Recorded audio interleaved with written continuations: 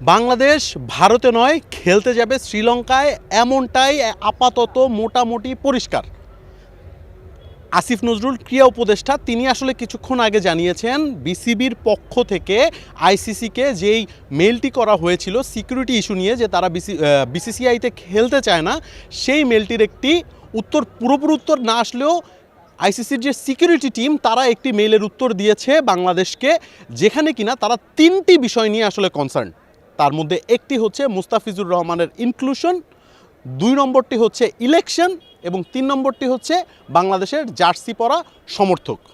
কিভাবে মুস্তাফিজুর রহমানকে নিয়ে বিসিসিআই বা ইন্ডিয়া যেই নোংরা রাজনীতিটা খেলেছে, সেখানে আসলে আইসিসি সিকিউরিটি টিম তারা আসলে ভাবছে মুস্তাফিজুর রহমানকে যদি বাংলাদেশের স্কোয়াডে রাখা হয়, সেক্ষেত্রে বাংলাদেশের সিকিউরিটি ইস্যুটা, নিরাপত্তার বিষয়টা তা আসলে বেড়ে যাবে, অর্থাৎ ঝুঁকি থাকবে। অর্থাৎ মুস্তাফিজুর রহমান তো বাংলাদেশের একাদশে নিশ্চিতভাবেই আছে এবং থাকবে, সো তার ইনক্লুশনটা তো অবশ্যই থাকবে। সেকেন্ড যে ইস্যুটা হচ্ছে তা হচ্ছে বাংলাদেশের যে দর্শকরা খেলা দেখতে যাবে ভারতে টি-20 বিশ্বকাপে, বা ভারতেও যারা বাংলাদেশি সমর্থক রয়েছে, দর্শক রয়েছে, তারা বাংলাদেশের জার্সি পরে যে খেলাটা দেখতে যাবে, সে কারণেও আসলে নিরাপত্তার ঝুঁকিটা বেড়ে যাবে। আর 3 নম্বর যেটি হচ্ছে তা হচ্ছে ইলেকশন। কিছুদিন পর অর্থাৎ ফেব্রুয়ারির 12 তারিখে জাতীয় নির্বাচন, সেই নির্বাচনের জন্য আসলে ঝুঁকিটা রয়েছে নিরাপত্তা ইস্যুতে বাংলাদেশ জাতীয় দলের।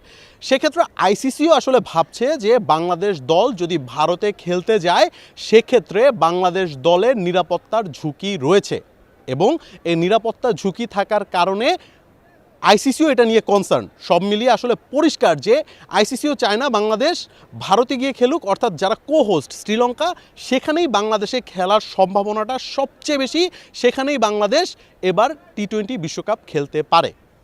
ক্রীড়া উপদেষ্টার বার্তায় এটা আপাতত পরিষ্কার। কারণ মুস্তাফিজুর রহমানকে তো আপনি বাদ দিতে পারবেন না, তাকে তো দল থেকে আপনি বাদ দিতে পারবেন না। বাংলাদেশের সমর্থক তাদের কি এই জার্সিটা আপনি না পরিয়ে খেলা দেখাতে পারবেন? এই জার্সিটা তো তাদের, এই জার্সিটা তাদের গর্ব, বাংলাদেশের এই জার্সি। সেই জার্সি না পরে দর্শকরা কিভাবে খেলা দেখবে?